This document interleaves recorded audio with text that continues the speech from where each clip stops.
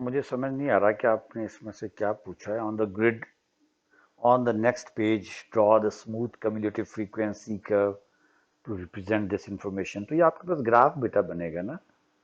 अब इसमें आप ये देखो ना कि सीधी सीधी सी बात है कि नहीं, आपके पास देखिए हमारे पास जो कम्युलेटिव फ्रीक्वेंसी का जो टेबल आ जाता है ना, that is giving you the values. अभी आपके पास 35 0 एक पॉइंट आपके पास ये हो गया, फिर आपके पास 40 15 हो गया।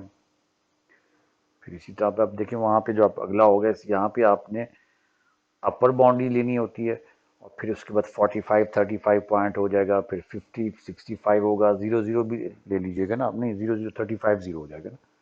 तो ग्राफ आपका 35 जहाँ पे भी आ रहा होगा वहां से शुरू होगा, फिर आपके पास 40 का 15 हो गया, आपके पास 35 0 40 पे 15 है, फिर इस तरह ये पॉइंट बनते हुए आपके पास कर्व बन जाएगी, जो भी वो यहाँ पे वैल्यूज उसी हिसाब से होंगी इधर दोनों तरफ।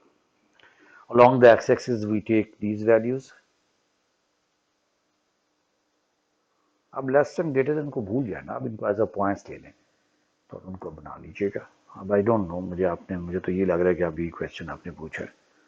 और दूसरी जो बात है उसमें आपने, अच्छा दूसरा जो क्वेश्चन है ना ये बी पार्ट, इसमें बेटा थोड़ा सा मैं आपको रिकॉल करवाना चाह रहा हूँ कि इफ़ यू रिमेंबर, जो हम स्पेशल होती है ना हमारे पास मेट्रिसेस यूज करते हैं टू फाइंड, अब इसमें थोड़ा सा कन्वर्स है। इफ यू रिमेंबर जितनी भी स्पेशल मैंने आपको बताई थी ना कि हम कैसे करते हैं, तो वी टेक 1 0, यानी हम,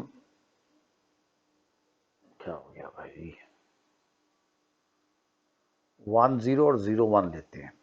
मैट्रिक्स बनाने के लिए जो 1 0 का इमेज होता है वो हम पहली मैट्रिक्स में लिखते हैं, ट्रांसलेशन मैट्रिक्स का ये इसका इमेज आ जाता है, और इसका इमेज हम second as a second column लिखते हैं। तो इसमें उसने रिवर्स चला गया, उसने कहा जी जो आपने बनाई है वो ए सी बी डी है।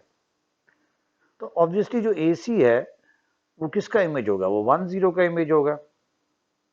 और सेम वे ये जो बी डी है, यानी आप इसका 1 0 किस 1 0 का इमेज आपके पास क्या आ रहा होगा, ए सी। और 0 1 किसका इमेज, इसका इमेज कहाँ आता है, यहाँ पे आता है। तो 0 1 का इमेज क्या होगा आपके पास, that would be B D. जब हम ट्रांसफॉर्मेशन मैट्रिसेस बना रहे होते हैं उसमें हम आइडेंटिटी मैट्रिक्स यूज कर रहे होते हैं, तो जो हमारे पास पहला कॉलम होता है इन 1 0, उसका इमेज ट्रांसफॉर्मेशन मैट्रिक्स का पहला कॉलम होता है, उसका इमेज याद होगा। ये 1 0 को हम लेते हैं और फिर 0 1 को लेते हैं। अगर ये आपके पास रोटेशन ऑफ से 90 क्लॉकवाइज है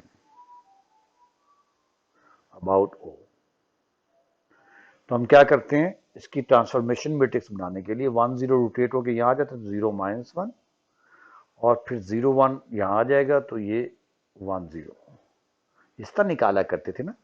तो इसका मतलब ये हुआ कि ये जो हमारे पास था ये वाला 0 -1, ये किसका इमेज था, ये 1 0 का इमेज था। तो 1 0 का इमेज यहाँ पे क्या है, ए सी। और सेम वे यहाँ पे जो हमने ट्रांसफॉर्मेशन मैट्रिक्स में लिखा है वो किसका इमेज है, वो 0 1 का है। तो यहाँ पे 0 1 का इमेज इस केस में क्या होगा, वो आपके पास बी डी आ जाएगा। आई होप कि आपको समझ आ गया होगा।